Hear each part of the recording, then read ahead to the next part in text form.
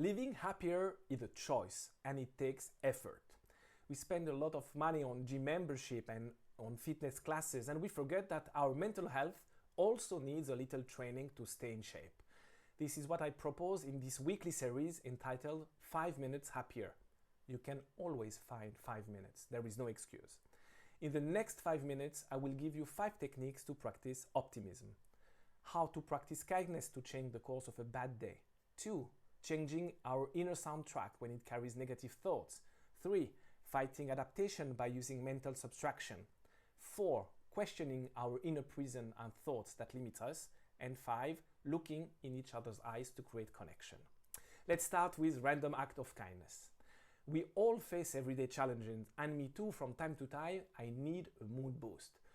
One of the most effective techniques to turn around a bad day are the random act of kindness. On a single day, do 5 acts of free generosity, all on the same day. They don't have to be complicated or important. What matters is that they are varied and for different people, including strangers. It doesn't have to be something the recipients are aware of. You can share your ideas in the comment below, but the most important is that after each act, you write them down in a few words. You can even describe how you felt in a notebook or sharing it in the comment below. The second technique is changing your soundtrack. From morning to night, our mind wanders. It's normal and it's what makes us real humans. But sometimes our mind wandering brings an internal negative dialogue. This tip is to try to identify and change our inner soundtrack when it carries negative thoughts. The first step is obviously to identify the harsh comments we often make about ourselves, like the one we make when we see our reflection in a mirror or criticize our reappearances, for example. The second step is to replace this negative self-talk with a new soundtrack, a more positive approach that accepts the situation but leaves room for hope and for improvement in your relationship with yourself and says, I will get there, one step at a time. The third technique is the mental subtraction of relationship. We tend to take for granted the important relationship we have in our lives. There is even a specific psychological term for this, hedonic adaptation. Today I want to tell you about a mental technique that helps fight this tendency. Take the time to think about a person with whom you have a great relationship, whether it's a romantic partner or loved one. Become aware of the joy and happiness that this relationship brings to you, and imagine for a moment that this person is no longer part of your life and that these joys are no longer there. In a second step, bring your thought back to reality and realize how lucky you are to have him or her with you, and it's actually a privilege. Fourth, what is your inner prison? I would like to share with you some words of Edith Eger, a psychologist, who is also one of the last persons still alive to have been imprisoned in Auschwitz.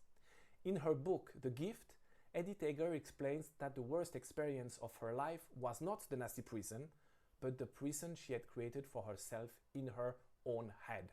According to her, we are capable of imprisoning ourselves in terrible beliefs. These beliefs include fear, grief, anger, secret, guilt, shame, and stress, to name a few.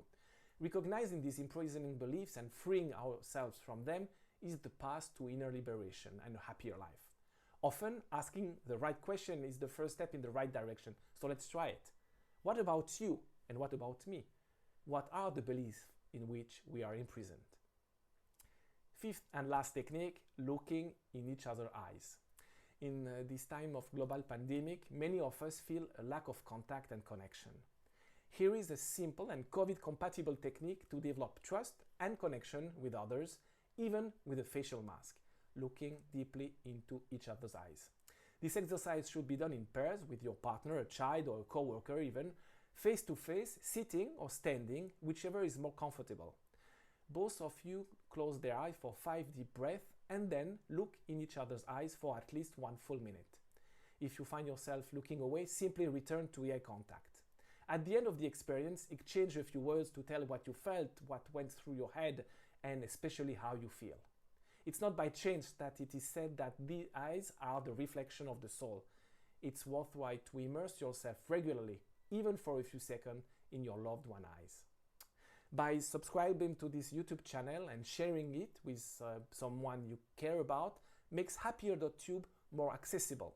I want this channel to be free and the best way to support it is by subscribing. A big, big thank you.